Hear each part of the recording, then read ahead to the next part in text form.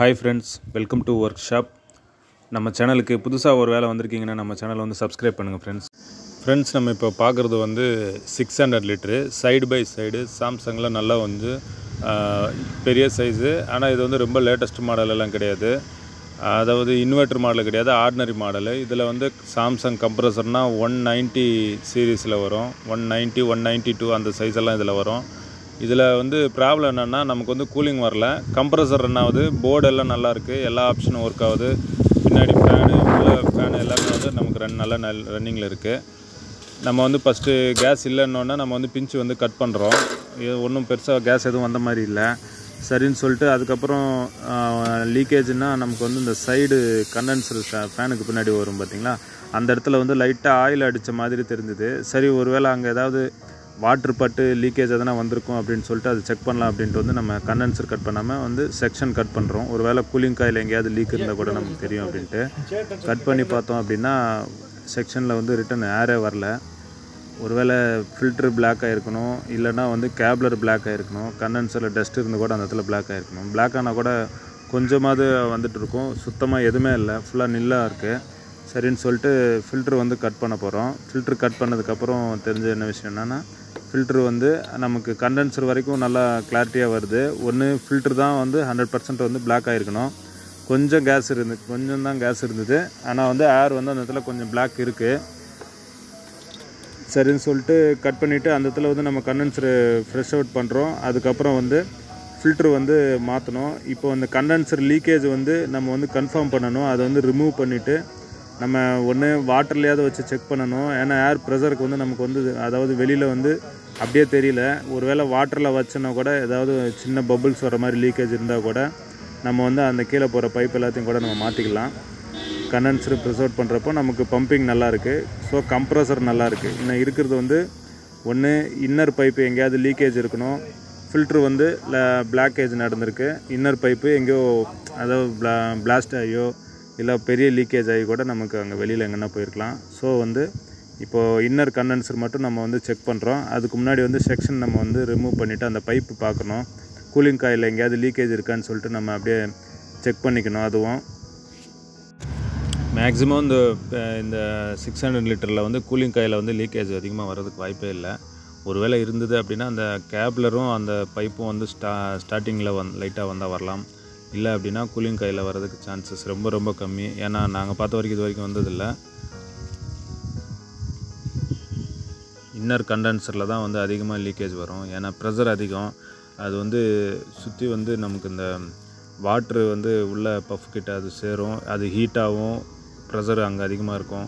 அந்த மாதிரி இடத்துல வந்து அதிகமாக வந்து லீக்கேஜ் வந்துடும். ஒருவேளை இந்த பாக்ஸ் வந்து டிரான்ஸ்போர்ட்டில் என்ன ஆகும் அப்படின்னா, ஒரு பெரிய மாடி மேலே ஏற்றுறாங்க அப்படின்னா சைடு எங்கேயாவது கண்டிப்பாக வந்து இடிக்கும். அந்த மாதிரி இடத்துல உள்ளே இருக்கிற பைப்பில் எங்கேயாவது வந்து கண்டிப்பாக வந்து சின்ன டேமேஜ் வர்றதுக்கு வாய்ப்பு அதிகமாக இருக்கும். அதனால் இன்னர் கண்டென்சர் வந்து 99% வந்து அதிகமாக லீக்கேஜ் வரும் இந்த பாக்ஸுங்களில்.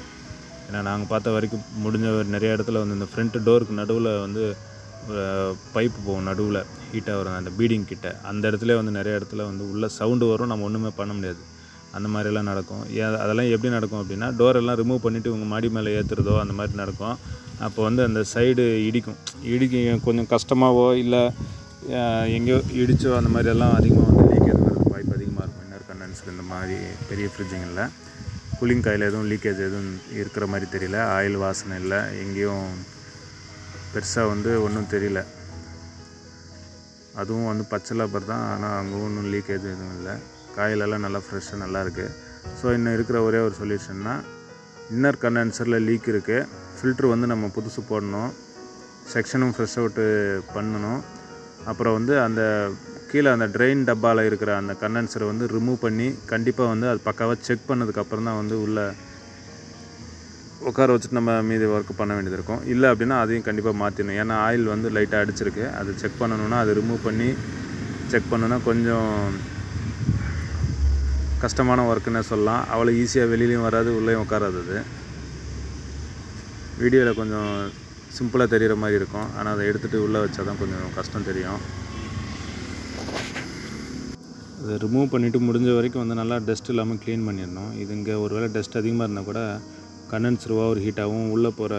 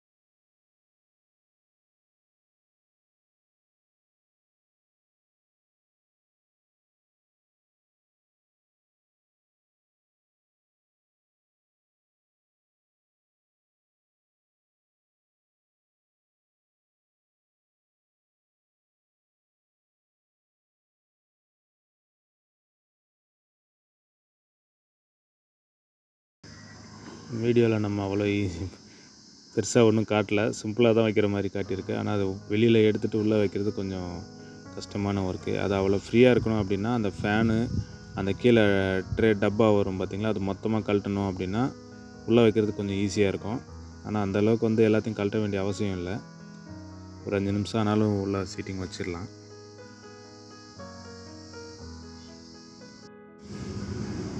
சீட்டிங் வச்சுட்டு அதுக்கு 2 பக்கம் வந்து ஸ்க்ரூ வரும். அந்த ஸ்க்ரூ போட்டுடணும் கண்டிப்பாக, ஏன்னா நீங்களே ஷேக் ஆகக்கூடாது. ஸ்க்ரூ போட்டுட்டு மீதி நமக்கு இருக்கிற ஒர்க் வந்து நம்ம பார்த்துக்கலாம். இதுக்கு வந்து அவுட்ரு கண்டென்சரு 12 ரோல் கண்டென்சர் போடுறோம். அதாவது கீழே வந்து நம்ம ஃபேனுக்கிட்ட அவ்வளோ பெரிய கண்டென்சர் இருக்குது, அது இல்லாது இன்னர் போகிற கண்டென்சர் மட்டும் நம்ம டம்மி பண்ணிவிட்டு இந்த 12 ரோல் கண்டென்சர் வந்து நம்ம ஃபிட் பண்ணுறோம். ஃபிட் பண்ணிவிட்டு ஃபில்ட்ரு வந்து புது ஃபில்ட்ரு போடுறோம். போட்டுட்டு செக்ஷன் வந்து நம்ம ஃப்ரெஷ் அவுட் பண்ணுறோம். அப்போவும் ஏர் வரலன்னா தான் அது இன்னொரு கேப்லரும் செக் பண்ண வேண்டியது இருக்கும். இப்போதைக்கு நம்ம ஃபில்ட்ரு மட்டும்தான் போடுறோம், ஏன்னா நமக்கு செக்ஷனில் வந்து ஏர் வரல இதுக்கு முன்னாடி.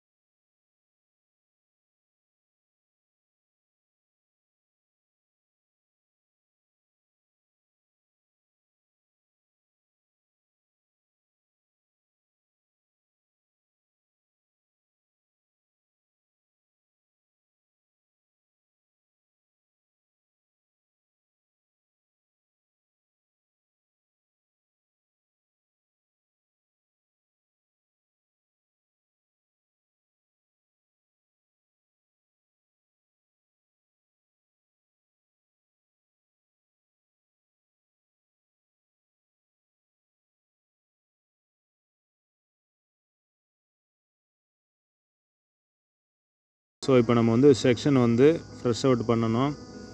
செக்ஷனில் ஒரு வேளை இப்போ ஏர் வரல அப்படின்னா கண்டிப்பாக வந்து கேப்லர் மாற்ற வேண்டியது இருக்கும். ஏன்னா நமக்கு இதுக்கு முன்னாடி ஃபஸ்ட்டு ஃப்ரிட்ஜ் ஆன் பண்ணுறப்போ நமக்கு செக்ஷனில் ஏர் வரல, ஆனால் இப்போ ஏர் வருது நமக்கு.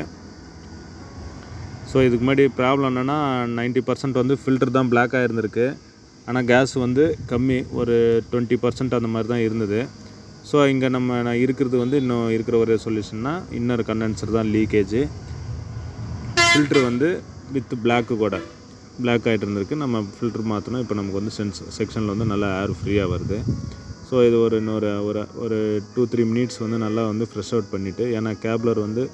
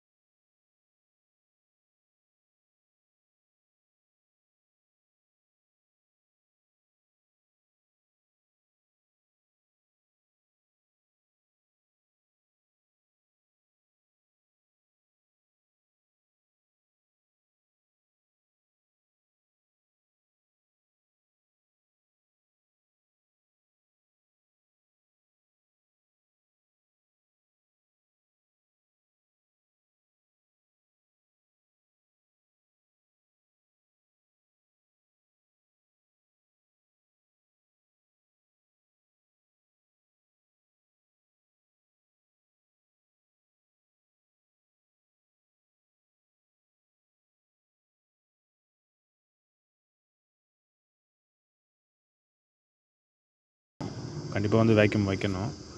வேக்யூம் வச்சுட்டு அதுக்கப்புறம் நம்ம வந்து கேஸ் சார்ஜிங் பண்ணலாம். இதுக்கு வந்து